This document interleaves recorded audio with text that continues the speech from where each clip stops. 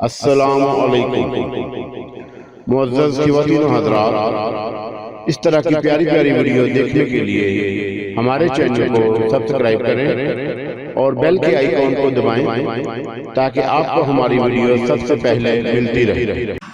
السلام علیکم دوستو، پیش خدمت ہے پجاری ایپیسوڈ نمبر 03۔ اس نے لباس پہنا تو دوسری لڑکی نے مترنم آواز میں کہا، ناشتے کے کمرے میں آپ کا انتظار ہو رہا ہے مالک، میرے ساتھ تشریف لائیے۔ وہ لڑکی کے ساتھ آگے بڑھ گیا۔ لڑکی کی دلکش چال اسے بڑی بھلی لگ رہی تھی۔ ایک اور کمرے کے دروازے پر پہنچ کر لڑکی نے دروازہ کھولا اور پرادب انداز میں گردن جھکا دی۔ جیسے ہی اس نے آگے قدم رکھا، اسے ثنالیہ نظر آئی، جو کہ انتہائی جدید ماڈرن لباس میں ملبوس مسکراتے ہوئے اس کا استقبال کر رہی تھی۔ اس وقت اس نے اپنی آنکھوں پر ایک انتہائی خوبصورت اینک لگا رکھی تھی، جس کی وجہ سے اس کی آنکھوں کا سبز رنگ چھپ گیا تھا۔ اس نے ایک لمحے کے لیے سوچا کہ یہ سب شیطانی کارخانہ ہے، یہاں جو کچھ بھی ہے شیطان کی تخلیق ہے، اور اس جگہ جو کچھ بھی ہو جائے وہ کم ہے۔ جگہ جگہ اس کا اظہار ہو رہا تھا۔ جن دو لڑکیوں نے اس کا استقبال کیا تھا، ان کے لباس اس طرح کے تھے کہ انسانی ذہن انہیں دیکھ کر بہک جائے۔ بدری ناتھ کو اب اس بات کا اندازہ ہو گیا تھا کہ اس کی جو موجودہ شکل و صورت ہے وہ شیطان کی دی ہوئی ہے۔ خود اس کی عمر اس قدر آگے بڑھ چکی ہے کہ اب وہ نوخیزوں کے سے انداز میں نہیں سوڑ سکتا، لیکن بہرحال شیطان نے اسے یہی مقام دیا تھا۔ ثنالیہ اسے لے کر ناشتے کی میز کی جانب بڑھ گئی۔ آپ جو کچھ سوچ رہے ہیں دلبر شاہ وہ غلط ہے، براہ کرم تشریف رکھیے۔ اس نے کرسی کھینچی اور بدری ناتھ بیٹھ گیا۔ ثنالیہ اسے کچھ فاصلے پر بیٹھ گئی۔ دو خادمائیں ناشتہ شروع کرنے لگیں۔ اس نے پوچھا، کیا غلط ہے اور کیا صحیح؟ کیا تم مجھے اس کی رہنمائی نہیں دو گی؟ میری ڈیوٹی ہی یہی ہے کہ میں آپ کو ان تمام باتوں سے آگاہ کروں جو آپ کو آگے کرنی ہے، لیکن ایسا میں طویل عرصے تک نہیں کر سکوں گی۔ ابتدائی چند دن کے لیے مجھے حکم دیا گیا ہے کہ آپ کی تربیت کروں، اس کے بعد جو کچھ کرنا ہے آپ کو خود ہی کرنا ہوگا، لیکن مجھے جگہ جگہ ہدایات کی ضرورت پیش آئے گی، چونکہ میں وہ نوخیز اور نوازیدہ انسان نہیں ہوں جس نے ابھی اس دنیا میں آنکھ کھولی ہو اور مہا گرو کے بتائے ہوئے راستوں پر چل پڑا ہو۔ ایسی کوئی انسان جس کی تربیت ہی مہان گرو نے کی ہو بے شک خطا کار نہیں ہو سکتا، لیکن مجھ سے خطائیں ہوں گی۔ مجھے جگہ جگہ رہنمائی کی ضرورت پیش آئے گی۔ تجھے رہنمائی ملے گی۔ اچانک ہی مہان گرو کی آواز بدری ناتھ کے کانوں میں ابھری اور بدری ناتھ ایک دم اچھل پڑا۔ ثنالیہ مسکرا دی تھی اور اس نے کہا، یقیناً تمہیں پر اطمینان جواب مل گیا ہوگا، چنانچہ اب ناشتہ شروع کرو۔ اعلیٰ درجے کا ناشتہ جس ماحول میں کرایا گیا وہ بدری ناتھ کے لیے بڑا دلکش اور سنسی خیز تھا۔ وہ محسوس کر رہا تھا کہ انسانی فطرت فطری طور پر تعشیات کا دل دادا ہے۔ اب یہ الگ بات ہے کہ بعض لوگ زمین پر گھسٹ کر بھی غذا حاصل کرتے ہیں اور زندگی گزارتے ہیں۔ ان کے نزدیک زندگی وہی ہوتی ہے۔ بدری ناتھ کو یہ دوہری کیفیت ملی تھی۔ حقیقتاً دو مندری کا مطلب دو مندری ہی تھا۔ بہرحال ناشتہ کیا گیا اور ثنالیہ نے ناشتے سے فراغت کے بعد کہا، آئیے آپ کو آپ کی رہائش گاہ کی سیر کرائی جائے اور پھر میں آپ کو بتاؤں گی کہ آپ کی اصل شخصیت کیا ہے۔ یہ رہائش گاہ دراصل کسی قدیم دور کے بادشاہ کا محل ہی تھا، گو جدید انداز میں بنا ہوا تھا۔ یہاں حسین ترین باغ بھی تھا جس میں بہت ہی عمدہ قسم کا سوئمنگ پول، اور اس کے علاوہ یہاں بہت سی خادمائیں تھیں۔ مرد بہت ہی کم نظر آ رہے تھے۔ اس بارے میں ایک حسین پھولوں کے کنج میں سفید سنگ مرمر کے بنچ پر بیٹھ کر بدری ناتھ نے سوال کر ہی ڈالا، یہاں لڑکیوں کی بہت بہتاب ہے۔ ثنالیہ مسکرا دی، پھر اس نے کہا، جن سے مخالف کی حیثیت کے بارے میں آپ کیا کہتے ہیں دلیر شاہ صاحب؟ بہت سے معاملات میں میرے تجربات محدود ہیں۔ اگر تمہیں بھی میری زندگی کے پچھلے دور کے بارے میں معلوم ہے تو تم یہ سمجھ لو کہ میں نے جو زندگی گزاری ہے وہ بہت عجیب ہے۔ یہی تو مہان گرو کا عمل ہے۔ اگر تم پہلے ہی مہان گرو کے چیلے ہوتے تو شاید مہان گرو تمہیں وہ اہمیت نہ دیتے۔ एक नेक इंसान को महागुरु अपने फेर में लाकर ज़्यादा खुशी महसूस करते हैं और तुम इसीलिए उनकी पसंद हो। मैं तुम्हें ये बता रही थी कि जिनसे मुखालफ की दिलकशी इंसान के जहन में बड़े बड़े ख्यालात पैदा करती रहती है। अभी तो कुछ नहीं, आगे आगे तुम्हें जिन लम्हात का सामना करना पड़ेगा वो तुम्हारे लिए बड़े सनसीखेज होंगे। लेकिन ख्याल रखना कि जो वादा महान गुरु से किया गया है उसकी तकमील नहायत ज़रूरी है। जहाँ भी तुमने उनके अहकामात से मुँह फेरा, एक बदतरीन वक़्त तुम्हारा इंतज़ार करेगा। बद्रीनाथ दिल ही दिल में काम कर गया और जिन बदतरीन लम्हात से वो गुजर चुका था अब दोबारा उन्हें अपनी ज़िंदगी में मुसल्लत नहीं करना चाहता था। वैसे अपने आप को टटोलते हुए उसे यह ख्याल भी आता था कि इंसान हर हाल में ताइश पसंद है और अगर उसे इस तरह की पुरइसरार क़ुव्वतें हासिल हो जाएं तो फिर क्या ही बात है।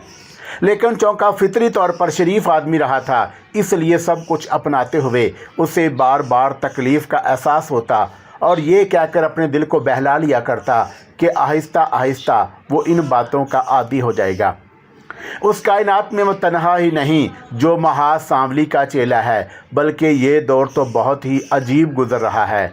बहरहाल दूसरे दिन उसे सनालिया ने सुबह के नाश्ते के बाद अखबारात दिखाए। उन अखबारात में उसकी तस्वीर छपी हुई थी और बेशुमार अफराद ने अजीम जागीरदार आज़म नगरी के बादशाह दलेर शाह को यूरोप से वापसी पर मुबारकबाद पेश की थी। उन अखबारात से भी उसे अपने आने वाली हैसियत के बारे में अंदाज़ा हुआ था। हर शख्स को कोई ना कोई मकाम तो मिलता ही है। आज़म नगरी का सबसे बड़ा ज़िम्मेदार, सबसे बड़ा जागीरदार, बेशुमार सनतों का मालिक और आज़म नगरी में ही नहीं दलेर शाह के कारोबार तो दुनिया के मुख्तलिफ मुल्कों में फैले हुए थे। ये शख्सियत दलेर शाह को दी गई थी। अलबत्ता उन तमाम अखबारात को पढ़कर बद्रीनाथ ने यह ज़रूर सोचा कि यह शैतानी कारखाना आखिर किस अंदाज में चलता है। उससे पहले भी दलेर शाह नामी कोई शख्स आखिर होगा तो सही, और अगर था तो क्या उसके शनासा नहीं थे। ये भी एक अजीब बात थी कि अभी तक किसी ने उसके चेहरे मोहरे पर एतराज़ नहीं किया था और उसका जवाब भी उसने खुद ही अपने आप को दे लिया।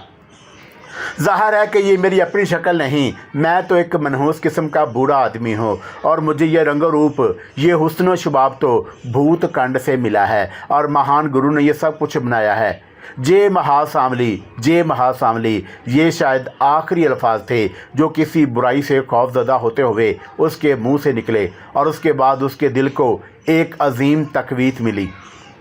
मैं आज आपको आज़म नगरी की सैर कराऊंगी, आपकी जागीरें दिखाऊंगी। हालांकि ये आसान काम नहीं, लेकिन हमारे पास इसका माकूल बंदोबस्त है।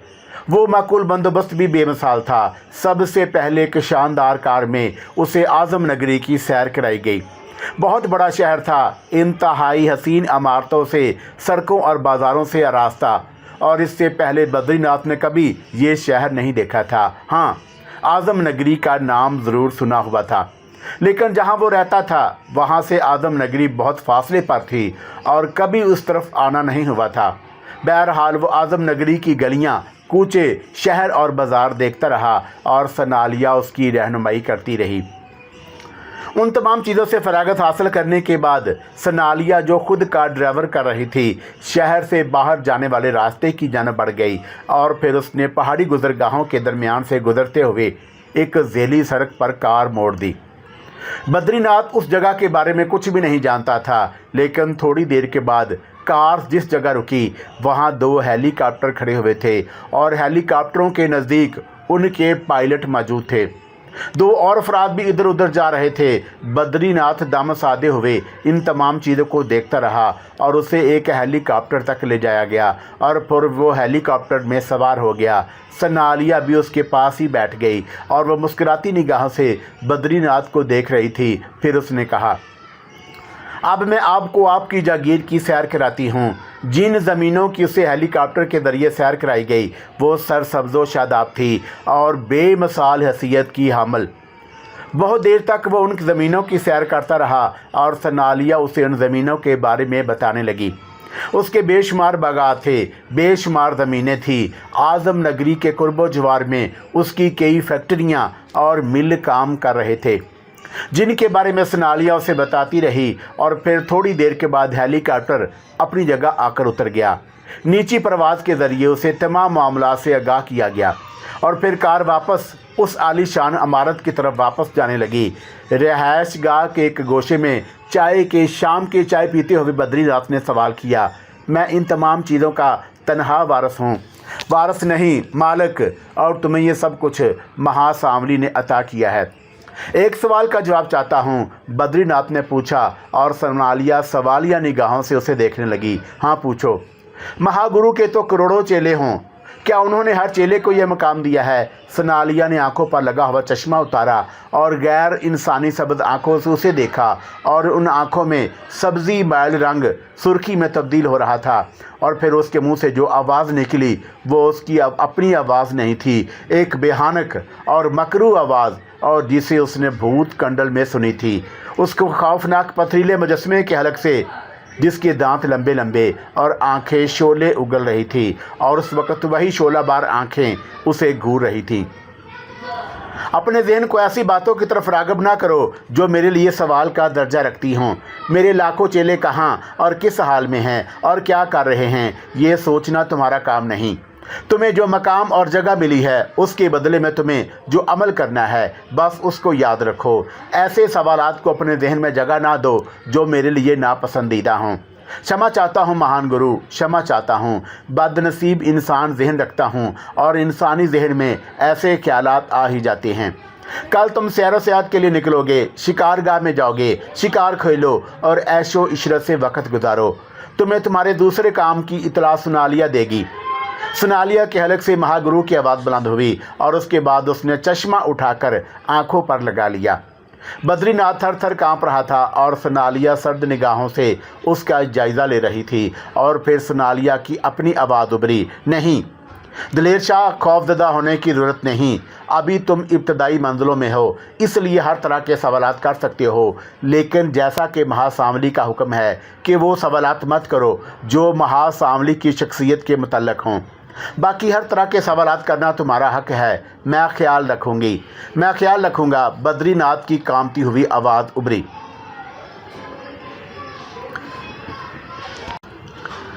सारा फैज़ी हमदान फैज़ी की इकलौती बेटी थी। साउथ अफ्रीका ही में पैदा हुई, वहीं तालीम हासिल की, वहीं ज़िंदगी गुजारी। लेकिन हमदान फैज़ी को अपने वतन से इश्क था। वो ख़ुद मुल्क से बाहर नहीं गया था, बल्कि उसका वालिद उसे मुल्क से बाहर ले गया था और फिर वहीं उसने अपने कारोबार की बुनियाद डाली। और उसका अजीम शान कारोबार साउथ अफ्रीका में बल्कि आसपास के दूसरे इलाकों में भी फैल गया और हमदान फैज़ी ने वहीं ज़िंदगी गुजारी। सारा फैज़ी की माँ भी वहीं से ताल्लुक़ रखती थी और सारा फैज़ी भी वहीं पैदा हुई थी। लेकिन हमदान फैज़ी ने, जिसे शुरू ही में अपने वतन से प्यार था, सारा फैज़ी की परवरिश इस अंदाज में की कि वो अपने वतन को ना भूल सके। और वतन के लिए सारा फैज़ी के दिल में बड़ा प्यार, बड़ी मोहब्बत थी। हमदान फैज़ी का वालिद, जो अब ज़ईफ़ हो चुका था, कुछ इस तरह के हालात का शिकार हुआ था कि उसने वतन वापसी ज़रूरी नहीं समझी। लेकिन उसके इंतकाल के फ़ौरन बाद हमदान फैज़ी ने अपने असासे फ़ौरी फ़रोख्त करना शुरू कर दिए।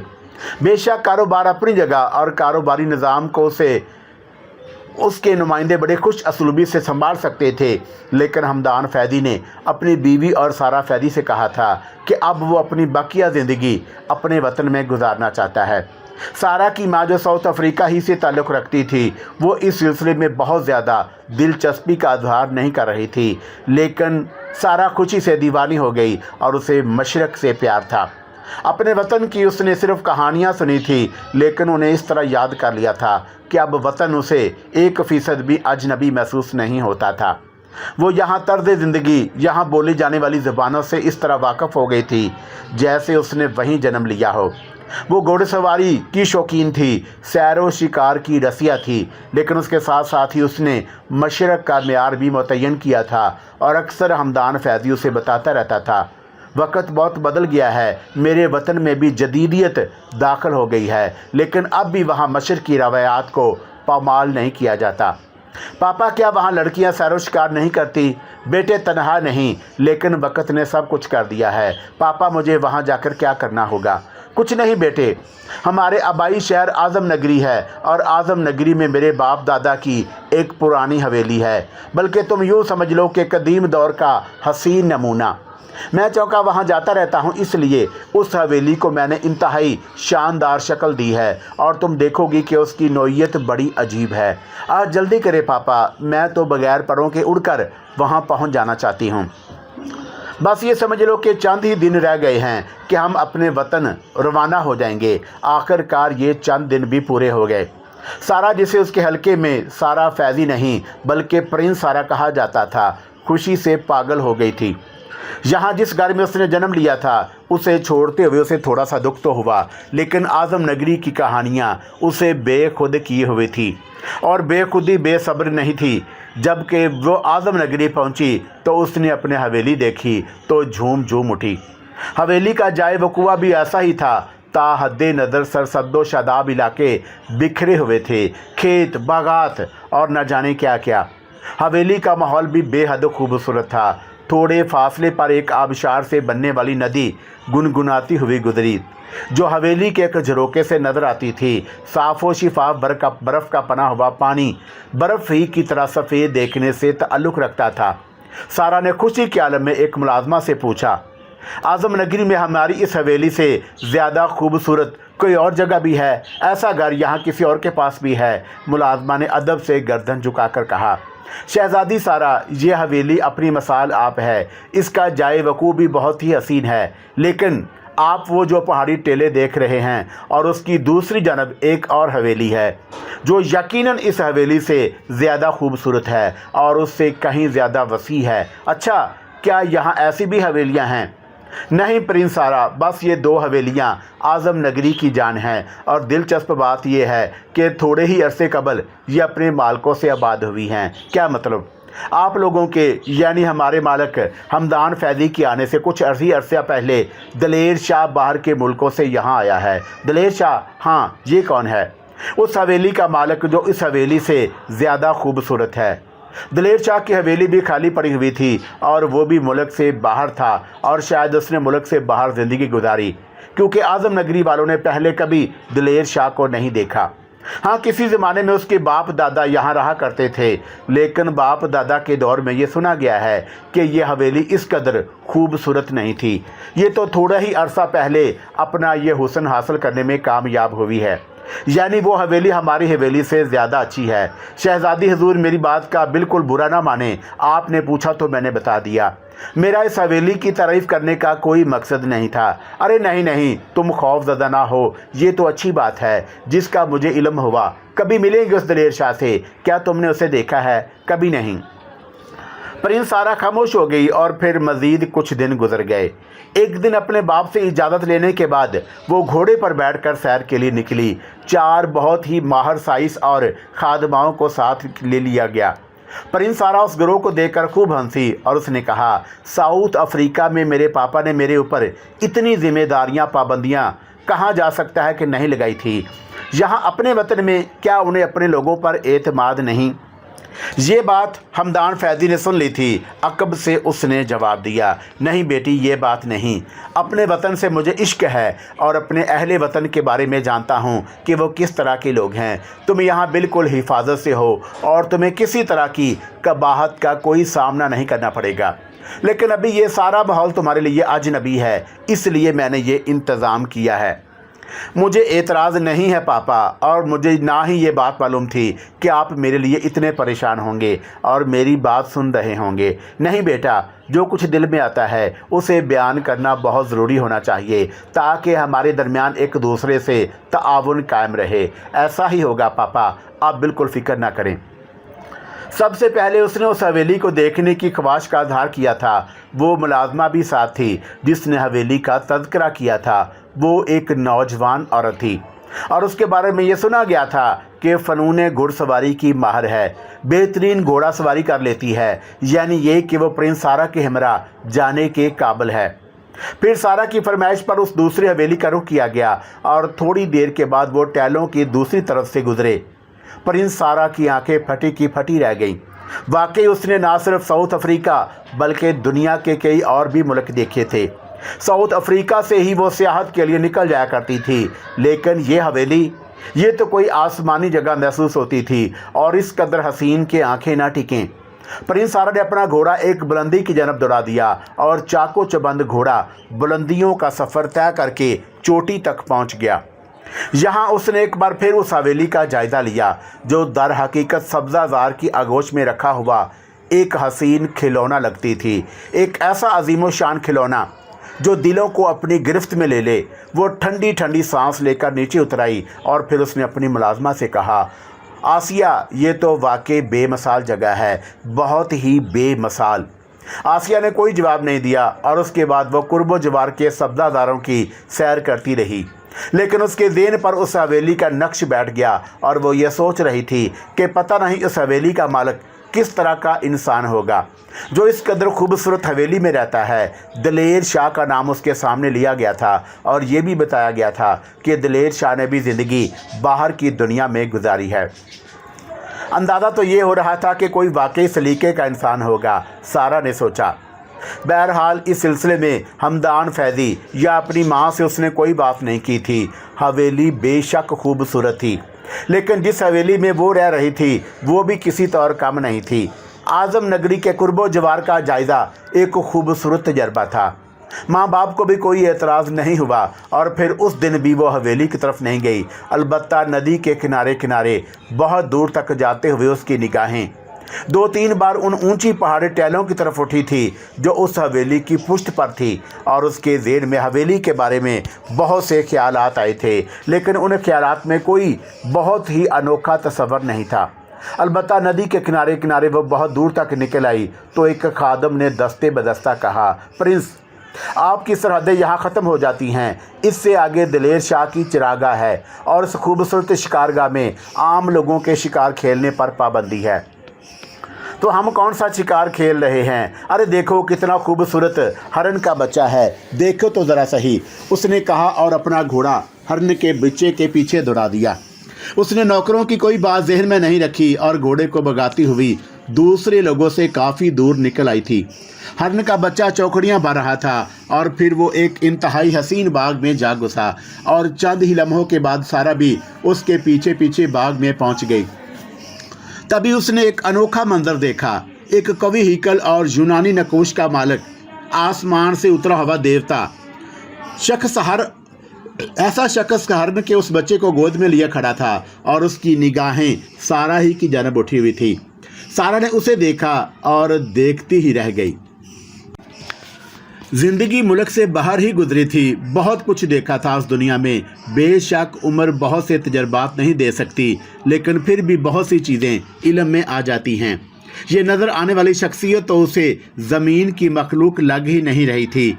इतना खूबसूरत मर्दाना हुस्न उसने कभी नहीं देखा था। दिलकशी का पीकर बेमिसाल वो बहुत देर तक उसे अजीब से अंदाज में देखती रही, फिर आहिस्ता आहिस्ता उसकी जानब बढ़ गई, उसके बिल्कुल करीब पहुंच गई। बद्रीनाथ खामोशी से उसे देख रहा था। वो लंबे चौड़े बदन का मालिक और मर्दाना हुस्न का शाहकार था। घोड़ा उसके करीब पहुंचकर रुक गया तो बद्रीनाथ चौंका। लड़की बहुत दिलकश थी और बद्रीनाथ के होंठों पर मुस्कुराहट फैल गई। आप शायद इस हरन के बच्चे के पीछे घोड़ा दौड़ा रही थी। बद्रीनाथ की पाटदार आवाज़ उभरी और लड़की जैसे चौंक पड़ी। माफ़ी चाहती हूँ, गलती हो गई, शायद ये आपकी मलकियत है। मैंने इसलिए आपसे ये अल्फाज नहीं कहे थे। अगर आप इसे मेरी मलकियत समझती भी हैं तो अब ये आपकी मलकियत है। बद्रीनाथ ने हरन का बच्चा उसकी तरफ बढ़ाते हुए कहा, नहीं, ये आपका है।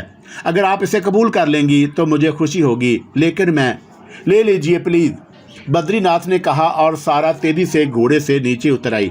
आपका बेहद शुक्रिया। आप कौन हैं? उसने बेइख्तियार सवाल कर डाला। बस इंसान ही समझ लीजिए, दलेर शाह है मेरा नाम, बद्रीनाथ ने जवाब दिया। ओहो, आपका नाम तो मैं काफ़ी सुन चुकी हूँ। मेरी खुश नसीबी है, लेकिन मेरी बदनसीबी ये है कि मुझे आपका नाम नहीं मालूम।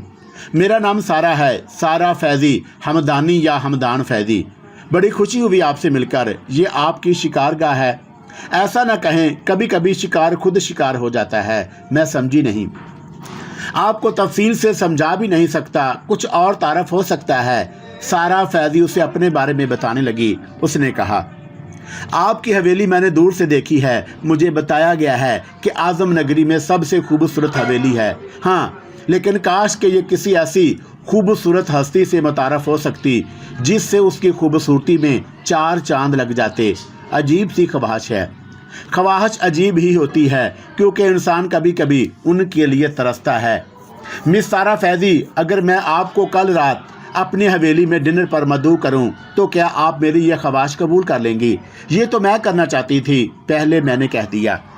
ठीक है, मैं ज़रूर आ जाऊंगी, सारा फैज़ी ने कहा और उसके बाद वो घोड़े पर सवार हो गई। हरन का बच्चा उसके पास महफूज था और जिसको उसके आदमियों ने हाथ में ले लिया, और वो रात बद्रीनाथ पर बड़ी अजीब व गरीब गुजरी।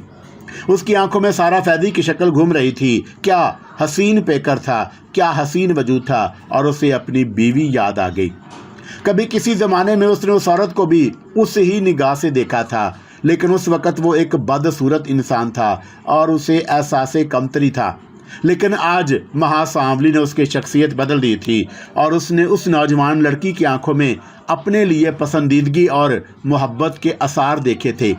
इसका मतलब है कि अब वक़्त बदल गया है, अब सूरत हाल तब्दील हो गई है। सनालिया उसी वक़्त उसके कमरे में आ गई और तुम्हारी ये सोच गलत है, क्योंकि अब तुम महासांवली के हरकारे हो। बद्रीनाथ एकदम चौंक पड़ा। फिर उसने कहा, तुम्हें मेरी सोच के बारे में कैसे मालूम हुआ? अगर तुम महासांवली की कुव्वतों से अब भी इनहराफ करते हो तो उससे बड़ी बदनसीबी तुम्हारी और कोई नहीं। मेरे ऊपर महासांवली का साया है और तुम शायद ये बात भूल जाते हो कि तुम्हें महासांवली का वरदान हासिल है। अब कोई ऐसी बात मत सोचना कि जिसमें मादी की बेबसी मौजूद हो। ये तुम्हारे लिए मुनासिब नहीं, क्योंकि उससे महासांवली की तौहीन होती है। मैं इसका ख्याल रखूँगा। दूसरी बात यह कि सोच समझ कर अमल किया करो। तुमने कल उसे खाने की दावत दे दी, जबकि तुम्हें पता है कि कल चांद की 14 तारीख है। अचानक ही बद्रीनाथ के रोंगटे खड़े हो गए। उसे याद आ गया था कि चांद की 14 तारीख के लिए उसे खसूसी हदायत की गई थी और उस रोज़ वो एक आदमखोर चीते की हैसियत इख्तियार करके आसपास की बस्तियों में जाने के लिए मखसूस कर दिया गया था, और ये बात उसे याद नहीं रही। मुझसे वाकई गलती हुई सनालिया। देखो, महासांवली ने तुम्हें जो कुछ दिया है वो तुम्हारे ऊपर उसका कर्ज है। उसने तुम्हें संसार की सारी खुशियां बख्श दी हैं। मकसद ये नहीं कि तुम उसी के हुक्म को भूल जाओ। अब मुझे बताओ सनालिया कि मैं क्या करूं? नहीं, कोई ऐसी परेशानी की बात नहीं। कल दिन में वो तुम्हें माजरतनामा भेज देगी और उसका इंतज़ाम मैं कर दूंगी। तुम अपने काम के लिए तैयार रहो। बद्रीनाथ ने गर्दन झुका दी। बहरहाल सनालिया के जाने के बाद वो देर तक सोचता रहा और दर हकीकत उसे सबसे ज़्यादा अहमियत महासांवली ही को देनी थी। बाकी सब बात के खेल थे। बेशक उम्र के साथ साथ उसका दिल भी जवान हो गया था और उस दिल में मादी के कुछ वाक़यात करवटें बदलते रहते थे, लेकिन महासांवली के हुक्म से उनसे इनहराफ ना जाने क्या क्या छीनने का बायस बन जाता। चुनाचा वो तैयार हो गया। फिर दूसरा दिन आ गया। बद्रीनाथ के असाब में थोड़ी सी कशीदगी थी। सनालिया उसकी हर जगह रहबरी करती थी। शाम को वो उसे एक गाड़ी में बिठाकर एक दूर दराज मकाम पर ले गई। ये एक शिकारगाह ही का हिस्सा था और यहाँ एक खूबसूरत फार्म हाउस बना हुआ था। उस फार्म हाउस में कोई मुलाजम नहीं था, लेकिन वो इंतहाई खूबसूरती से आरास्ता था। यहाँ पहुंचकर सनालिया ने उसे कहा, और अब तुम यहाँ तुम तन्हा हो। जो कुछ करना है तुम्हें अकेला ही करना है। मैं चलती हूँ। मुझे तुम्हारी ज़रूरत है सनालिया। नहीं, उस वक़्त तुम्हारे सामने कोई भी जानदार आएगा, तुम उसे नुकसान पहुंचा दोगे। वो सामने जो बड़ी खिड़की है, तुम्हें उससे बाहर निकलना है और उस खिड़की से अंदर उस जगह आना है। सनालिया उसी गाड़ी में बैठकर चली गई जिससे आई थी और बद्रीनाथ सोचने लगा, देखो ज़िंदगी में ये तजर्बा कैसा रहता है। वो बाहर सहन में आ गया। इब्तदाई रातों का चांद था और जैसे ही चांद ने बादलों से मुंह निकाला, अचानक ही बद्रीनाथ के बदन में ईंठन होने लगी। एक अजीब सी सरमस्ती उसके अंदर पैदा होती जा रही थी और उसने दोनों हाथ ज़मीन पर रखे और उसके बदन के सारे मसल्स फड़फड़ाने लगे। उसे अपने असाब में शदीद कशीदगी महसूस होने लगी थी और बदन में एक मीठा मीठा सा एहसास, उसकी हैबत तब्दील होती जा रही थी। होश हवास सलामत थे और थोड़ी देर के बाद उसने अपने आप को एक स्याह खानख्वार चीते के रूप में पाया। बदन में बिजलियां भरी हुई थी। चुस्ती और चालाकी में बेमिसाल था। ज़मीन पर 2-4 बार उछलने के बाद अचानक उसने जरकंद भरी और उस खिड़की से बाहर छलांग लगा दी जो सामने नजर आई थी। दूसरी तरफ सपाट मैदान था और वो उस मैदान में कलांचे भरने लगा। اس کی رفتار ناقابل یقین تھی۔ اگر کوئی انسانی آنکھوں سے دیکھتی تو اس پر نگاہ ٹکنی مشکل تھی۔ کالے رنگ کے ایک انتہائی بھیانک چیتے کے روپ میں وہ دوڑ لگاتا رہا، اور پھر سب سے پہلے اسے ایک بوڑھی عورت نظر آئی جو کندھے پر ایک بستر رکھے ہوئے غالباً کسی بستی کی طرف جا رہی تھی۔ بدری ناتھ کے حلق سے ایک خونخوار دھاڑ نکلی اور بوڑھی عورت نے پلٹ کر اپنی طرف آتے ہوئے چیتے کو دیکھا۔ دوسرے لمحے بستر اس کے ہاتھ سے گر گیا اور بدری ناتھ آن کی آن میں اس بوڑھی عورت کے پاس پہنچ گیا۔ اس نے چھلانگ لگائی اور بوڑھی عورت کی گردن دانتوں میں دبا لی۔ 2.5-3 انچ لمبے دانت بوڑھی کی گردن میں پیوست ہو گئے اور بدری ناتھ نے اسے اپنے پنجوں میں دبوچ کر نرخرے سے ادھیڑ دیا۔ بوڑھی کے جسم سے خون کا فوارہ بلند ہو گیا۔ بدری ناتھ نے زبان نکال کر تھوڑا سا خون چاٹا اور اس کے بعد اسے بری طرح بمبوڑ دیا اور بوڑھی کے جسم کی دھجیاں کر کے اور پھر وہاں سے آگے کلانچیں بھرنے لگا۔